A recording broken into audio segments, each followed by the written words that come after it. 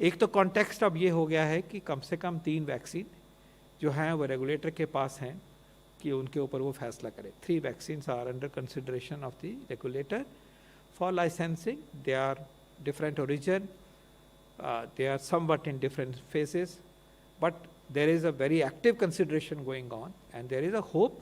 that an early licensure is possible in respect of all of them or any one of them.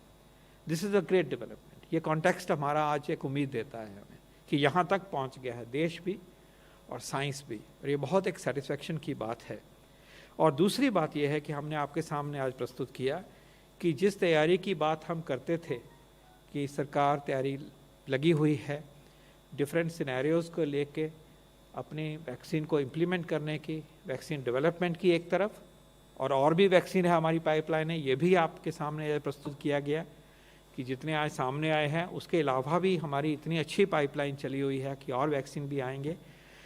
लेकिन उसके साथ साथ जो एक ग्राउंड लेवल पर तैयारी होनी चाहिए उसका भी आपको एक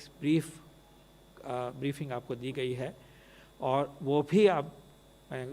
मैं समझूंगा कि आप अप्रिशिएट करेंगे कि उस डायरेक्शन में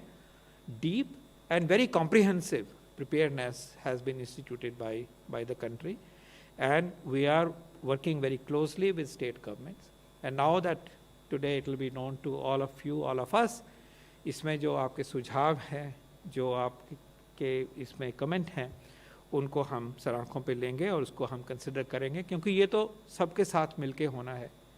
पीपल्स मूवमेंट है, ये एक जन आंदोलन है, और इसमें इतनी बड़ी बात कभी हुई नहीं है। सबसे बड़ा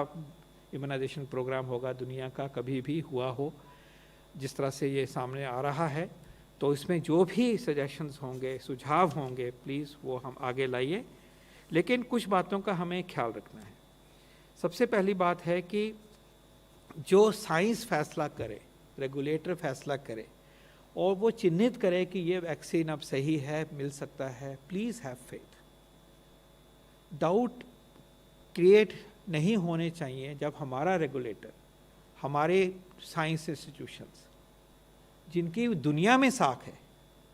और दुनिया मानती है, वहाँ जो फैसले होंगे, हमारा नेशनल टेक्निकल एक्सपर्ट ग्रुप है एनटैगी, मैं एनएगवैक की बात नहीं कर रहा हूँ, जो कि पिछले जितने भी हमारे यूनिवर्सल इम्यूनाइजेशन प्रोग्राम हुए उसमें उन्होंने हमें गाइड किया कि साइंस ये कहती है आप ऐसे करिए, फील्ड में जाएंगे, आपने ये चीज़ें देखनी है, जो प्रैक्टिकल इतना एक्सपीरियंस है। तो ऐसी जो टेक्निकल बॉडीज़ हैं, हमारी इंस्टीट्यूशंस हैं, Indian council of medical research है, बायोटेक्नोलॉजी डिपार्टमेंट है, डीएसटी है, सीएसआईआर है, जब वहाँ से बातें चिन्हित होकर सामने आए तो मैं विनती करूँगा कि आप please have faith in your institutions, don't succumb to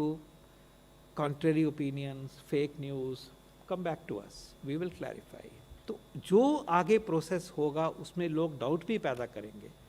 लेकिन हमने अपने इंस्टीट्यूशन से जो सच्चाई उभर के आएगी हमें उसमें फेथ रखना है। और इसमें आपकी भूमिका बहुत ज़्यादा है कि इन र्यूमर्स को, ऐसी र्यूमर्स को आगे नहीं लाया जाए, और जो ऑफिशियल इन्फॉर्मेशन आपको मिलेगी, सच्चाई पे आधारित ट्रांसपेरेंट इन्फॉर्मेशन मिलेगी, for which we are accountable, उसको आप उभारिए और उसको आगे लेके जाइए। क्योंकि हम अगर ऐसा नहीं करेंगे तो हम सबका और देश की प्रतिष्ठा का नुकसान है, हमारा नुकसान है, और ये जो हमारी पेंडेमिक के अगेंस्ट लड़ाई है SARS-CoV-2 की, उसमें हमें कमज़ोरी आती है। और वो सर ने सबसे बाद में इसीलिए वो स्लाइड सबके सामने रखी है कि इसमें हमें एकजुट होना है, एक राय बनानी है, और हमें इसमें इतने हम फॉर्चुनेट हैं अपने देश में कि हमारे पास अपनी ही कैपेसिटी इतनी वैक्सीन बनाने की है कि हम अपने देश को संभाल सकते हैं और हम दुनिया को भी प्रदान करेंगे वैक्सीन। तो इतनी स्ट्रेंथ होते हुए ये मौका है अपने देश की प्रतिष्ठा को बढ़ाने का, अपनी टेक्नोलॉजी का, अपने स्टैंडर्ड्स का, अपने प्रोडक्ट्स का, आत्मनिर्भरता के जो एग्जाम्पल हमारे सामने आता है, मेक इन इंडिया का एग्जाम्पल सामने आता है, उसको हम उद्धृत करें, उसको हम कमी नहीं लाएं, उसको हम वीक नहीं करें, और हम सब इसमें इकट्ठे हैं।